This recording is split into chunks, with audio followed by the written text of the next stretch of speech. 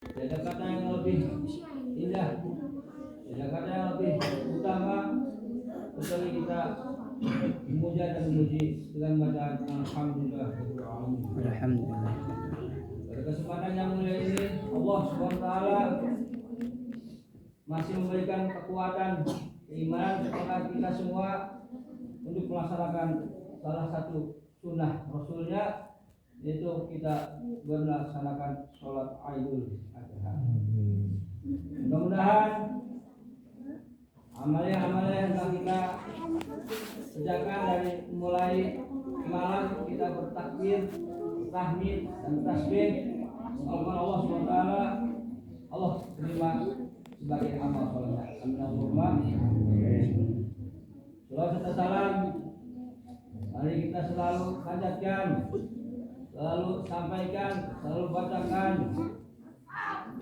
pada baginda besar Nabi Muhammad sallallahu alaihi wasallam, yang mana dengan diutusnya beliau kita disyariatkan namanya Idul Kurban, atau kita kembali kepada korban.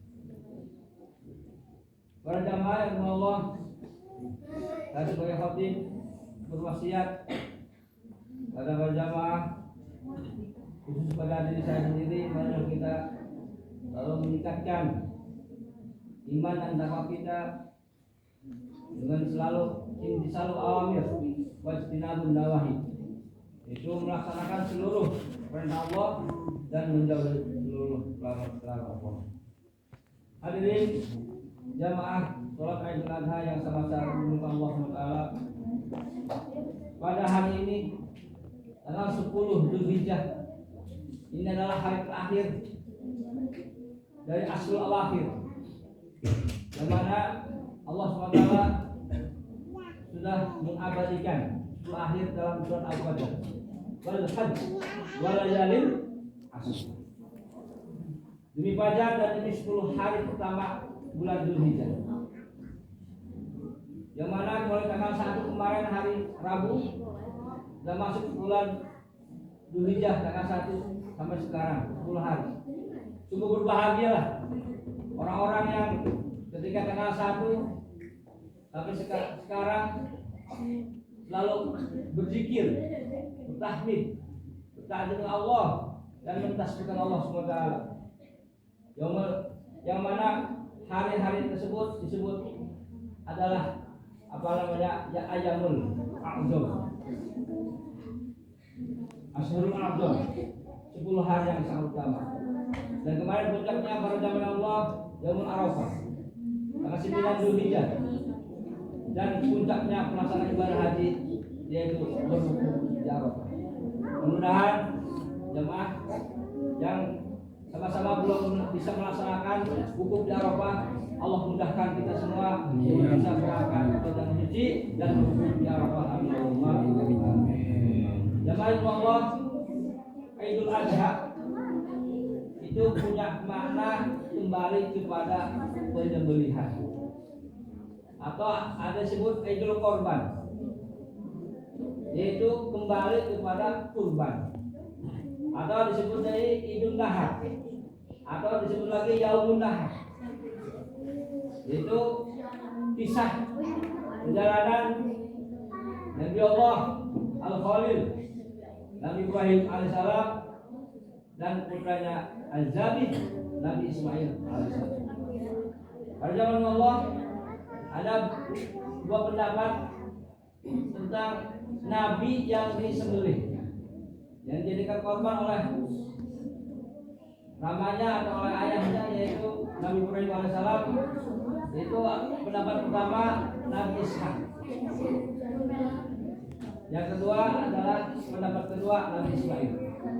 Tapi pendapat yang asyhir atau al-masyhur itu pendapatnya yang dijadikan korban atau al-zabih adalah Nabi Ismail alaihissalam. Allahu Akbar, Allahu Akbar, Allahu Akbar, walillahil hamd.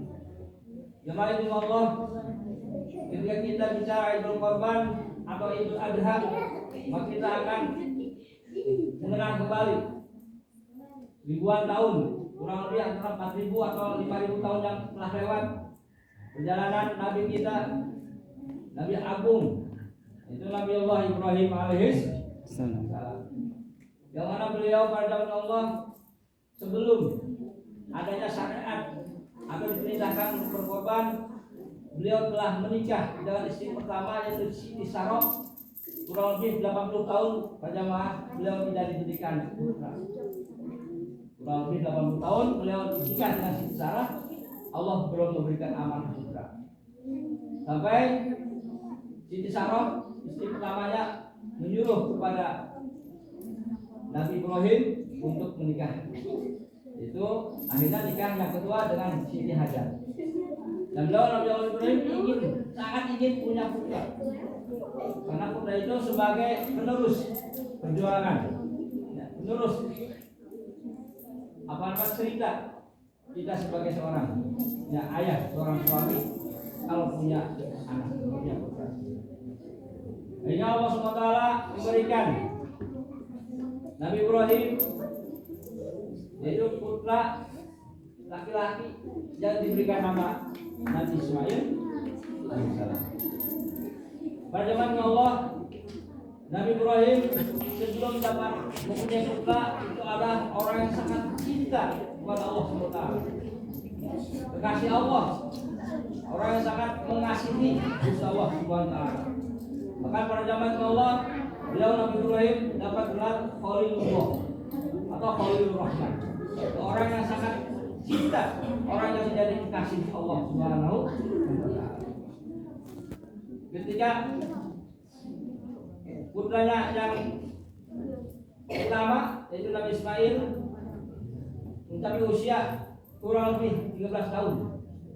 Ada yang mengatakan 16 tahun. Jadi sini ada perbedaan mufasir para ulama ahli tafsir berapa tahunkah Nabi Ismail ketika disembelih.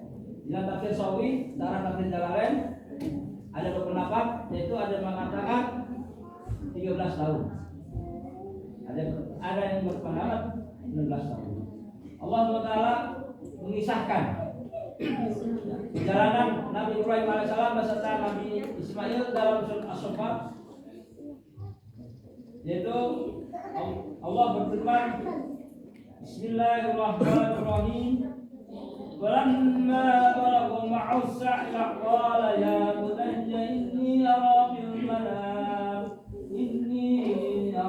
المنام أني أذبحك فانظر ماذا ترى قال يا أبت افعل ما تؤمر ستجدني إن شاء الله من الصابرين فلما أسلما وتله للجبين وناديناه أن يا إبراهيم قد صدقت الرؤيا إنا كذلك نجزي المحسنين إن هذا لهو البلاء المبين وفديناه بذبح عظيم. Surat As-Saffat ayat 102 sampai 103. Jadi ini kisah pengorbanan Nabi Ibrahim menyembelih putranya Nabi Ismail. Allah abadikan dalam surat As-Saffat. As-Saffat itu surat setelah Yasin. Kita apa Yasin? Setelah Yasin ada surat As-Saffat. Itulah Allah mengabadikan kisahnya perjalanan Nabi Ibrahim beserta putranya Nabi. Falamma balagha ma'usaya, ketika Nabi Ismail AS mencapai usia yang mana asa itu bisa bekerja, yang antara 13 tahun atau 15 tahun. Qala ya bunayya, Nabi Ibrahim ayahnya mengatakan kepada putranya dari Nabi Ismail, ya bunayya, wahai anak kecil, inni ara fil manami. Tadi malam Nabi Ibrahim ini bermimpi ini, ada yang mengatakan 3 kali, ada yang mengatakan 2 kali. Mimpi pertama yaitu malam 7, malam 8 bulan Dzulhijjah. Jadi kemarin malam apa? Malam Rebo. Ya, mimpi pertama. Itu dalam mimpi itu Allah SWT memerintahkan Nabi Ibrahim untuk menyembelih atau untuk memotong mendepankan saudaranya Nabi. Nah, Nabi Ibrahim itu orang Nabi yang harus, yang wajib mengikuti perintah Allah. Tapi Nabi Ibrahim masih ragu-ragu. Apakah benar ini kata Allah? Masa Allah perintahkan suruh apa? Membunuh putranya. Jadi bukan Nabi Ibrahim tidak yakin, tapi masih ada keraguan. Apakah ini perintah Allah atau bukan? Nah, maka tanggal 8 Zulhijjah disebut Yaumut Tarwiyah. Tarwiyah artinya masih ragu, hari keraguan. Tapi kalau yang ke-9 malam yang kedua, Nabi Ibrahim mimpi lagi. Mimpi sama, yaitu Allah perintahkan Nabi Ibrahim untuk menyembelih, mengorbankan putranya Nabi Ismail yang masih usia anak-anak, yang usia remaja 12 tahun.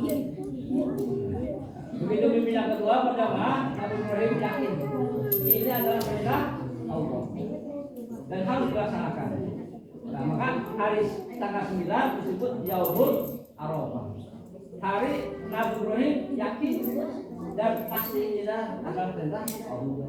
Nah, besoknya sekarang ini tanggal 10 Zulhijjah Nabi Ibrahim melaksanakan apa? Perintah Allah, yaitu mengorbankan. Maka sekarang kita Yaumul Nahar, hari penyembelihan. Dan Allah Taala dalam surat dalam surat Al-Kasur disebutkan washolli rabbika wanhar. Maka sholatlah kamu dan berkorban. Jadi para jamaah Allah, Nabi Ibrahim sebelum melaksanakan perintah Allah, beliau berdiskusi dulu atau menghadap dulu kepada putranya, wahai anakku, sesungguhnya Allah memerintahkan kepada bapak, kepada ayah ini untuk menyembelih, untuk mengorbankan kamu. Bagaimana pun pendapatmu? Farjur maza. Oh ya abadi al-fatufan. Nabi Ismail seorang anak soleh mengatakan, ya abadi, wahai ayahku, if'al ma silakan laksanakan perintah Tuhan. Kalau memang ini perintah Allah, siap sadar diri, insya Allah minas. Kalau memang ini perintah Allah, saya siap, dan insya Allah saya sabar menghadapi semua itu. Walamma selama wakallahu jadi. Maka ketika hari yang tadi ditentukan itu hari sekarang tanggal 10 Zulhijjah, dan Nabi Ismail sudah siap untuk disembelih, dan Nabi Ibrahim sudah siap dengan pisaunya, dengan senjata tajamnya untuk menyembelih putranya Nabi Ismail, dan sudah sampai Jambi. Jadi pisau itu sudah sampai tenggorokan Pak Jawa. Tapi subhanallah, pisau yang sangat tajam itu tidak bisa memotong, bahkan tidak bisa kena kulit tidak bisa dipotong oleh Nabi Ibrahim. Sampai berulang-ulang kali Nabi Ibrahim ingin memotong leher Nabi Ismail, tapi pisau tidak mampu, tidak bisa pisau untuk memotong leher Nabi Ismail. Nah, di sini dalam ayat ini ada beberapa kisah, ada beberapa hikmah dan beberapa keyakinan bahwa tiada yang bisa memberikan suatu asar atau suatu pengaruh, suatu kejadian kecuali dari Allah Subhanahu wa taala. Jadi pisau tidak bisa membunuh, pisau tidak bisa memotong, api tidak bisa membakar. Dan Nabi Ibrahim alaihissalam pernah dibakar oleh Raja Namrud, tapi tidak terbakar. Jadi dalam ayat ini ada beberapa akidah keyakinan kita bahwa tiada sesuatu peristiwa yang terjadi kecuali ada izin dari Allah Subhanahu wa taala. Ketika Allah tidak mengizinkan, maka tidak akan terjadi. Aina wana dainahu ayat Ibrahim bersedekah, dan ada panggilan dari langit, wahai Ibrahim, kau benar, betul itu mimpimu. Tapi wapa dainahu bin Adil, dan aku ganti ini Nabi Ismail dengan Jibril, itu korban yang itu Allah kirimkan kambing domba dibas dari Ismail. Ini penjaman Allah turbik tentang kisah pengorbanan Nabi Ibrahim alaihissalam, yang mana itu sebagai ujian kepada kita bahwa ketika kita dapat nikmat, maksudnya itu adalah ujian dari Allah Subhanahu wa Mudah-mudahan kita semua bisa meneladani dan mencontohkan sejarah perbedaan Ibrahim alaihissalam dan perbedaan Ismail. Inna salah kalam melajah kalam al-Hafiyah. Wajah Al-Quran Masradillahu Bismillahirrahmanirrahim. Inna a'tayna al-Kautsar wa sholli rabbikal har.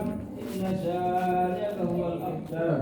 Barakallahu li wa lakum warhamni bima fihi muqarrabin bil warhamna khairur rahimin.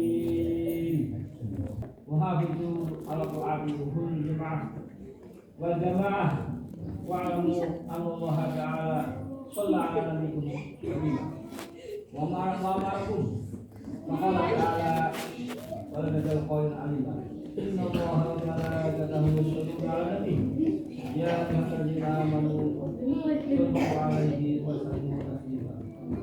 Allahumma shalli wa sallim ala sayyidina Muhammad wa ala alihi wa sahbihi. Allahu akbar. Allahu akbar. Allahu akbar.